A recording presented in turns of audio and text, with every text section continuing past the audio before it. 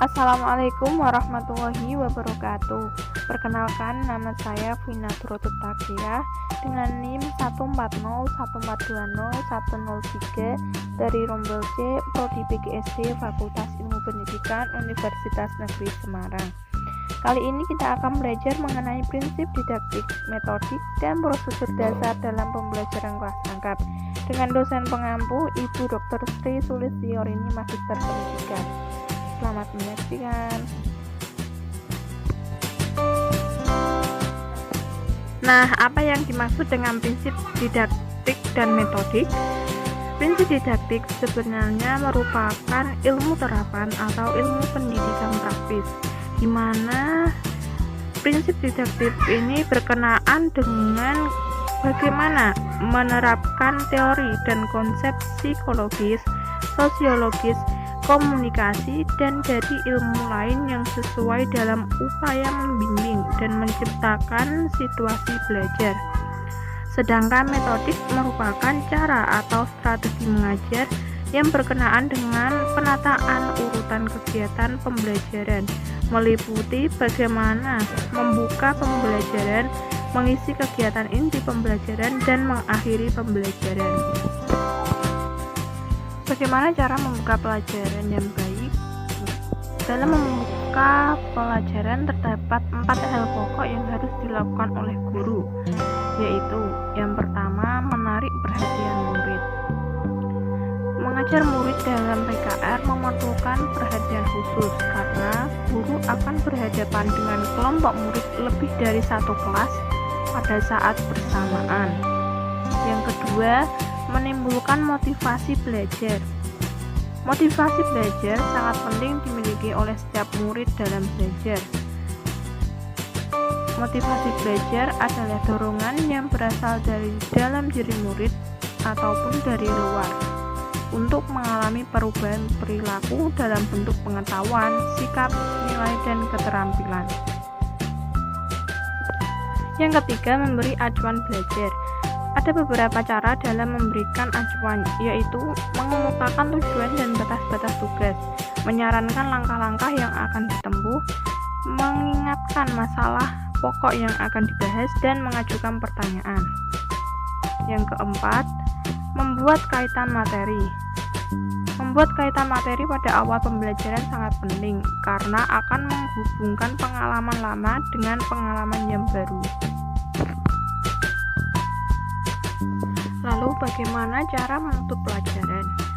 Ada 3 kegiatan pokok yang harus dilakukan guru dalam menutup pelajaran, yaitu yang pertama, meninjau kembali. Kegiatan ini dapat dilakukan dengan cara merangkum atau membuat ringkasan. Lalu yang kedua, mengadakan evaluasi penguasaan murid.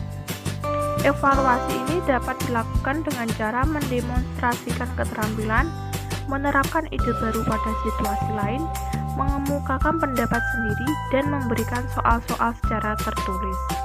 Lalu yang ketiga, memberikan tindak lanjut.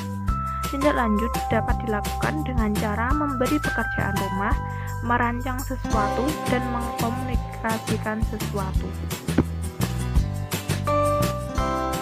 Lalu terdapat beberapa cara untuk dapat mengembangkan murid sebagai pembelajar yang aktif. Cara yang dapat dilakukan guru PKR yaitu dengan menguasai beberapa keterampilan seperti berikut. Yang pertama, membimbing diskusi kelompok kecil. Metode pembelajaran yang paling potensial dalam PKR adalah metode diskusi atau metode kerja kelompok, terutama kelompok kecil. Keterampilan yang perlu dikuasai guru PKR dalam menata diskusi atau kerja kelompok kecil adalah memusatkan perhatian murid, memperjelas masalah yang menjadi pusat perhatian, menganalisis pendapat murid, memberi kesempatan kepada murid untuk mengeluarkan pendapat, memeratakan kesempatan murid untuk berbicara, memacu proses berpikir murid, dan menutup diskusi dengan laporan. Lalu yang kedua adalah keterampilan mengajar kelompok kecil dan perorangan. Dalam pengajaran kelompok kecil dan perorangan, terdapat sejumlah peran guru yang perlu dihayati, yaitu guru sebagai penata kegiatan belajar mengajar, sumber informasi bagi murid, pendorong belajar siswa, penyedia materi, dan pembuka kesempatan belajar murid, pendiagnosis kebutuhan belajar murid. Yang ketiga, mengadakan variasi. Variasi dalam kegiatan belajar mengajar adalah perubahan dalam proses kegiatan yang bertujuan untuk meningkatkan motivasi murid serta mengurangi kejenuhan dan kebosanan. Dalam pembelajaran, variasi menyangkut gaya mengajar, media dan sumber, serta pola interaksi dan kegiatan belajar mengajar. Selanjutnya, untuk dapat menciptakan dan memelihara suasana kelas yang memungkinkan optimal kualitas pembelajarannya dan keterlibatan muridnya, perlu adanya pengelolaan kelas yang baik. Keterampilan mengelola kelas mencakup kemampuan guru untuk yang pertama, menciptakan dan memelihara situasi kelas yang optimal. Situasi kelas yang optimal diukur oleh tingginya waktu yang digunakan untuk mendorong murid melakukan tugas-tugas dan waktu yang digunakan oleh murid untuk melibatkan diri dalam interaksi kelas. Lalu yang kedua, mengendalikan kondisi belajar yang optimal. Jika ada murid yang berperilaku menyimpang, janganlah dibiarkan, tetapi harus dikendalikan. Karena pada hakikatnya belajar adalah suatu perubahan.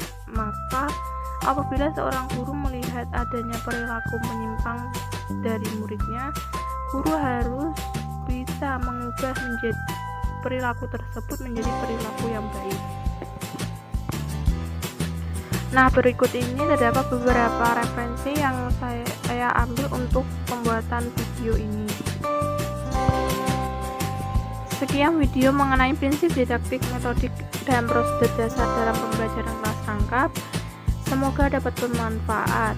Mohon maaf jika terdapat kesalahan dalam pembuatan video ini. Terima kasih sudah menyaksikan. Wassalamualaikum warahmatullahi wabarakatuh.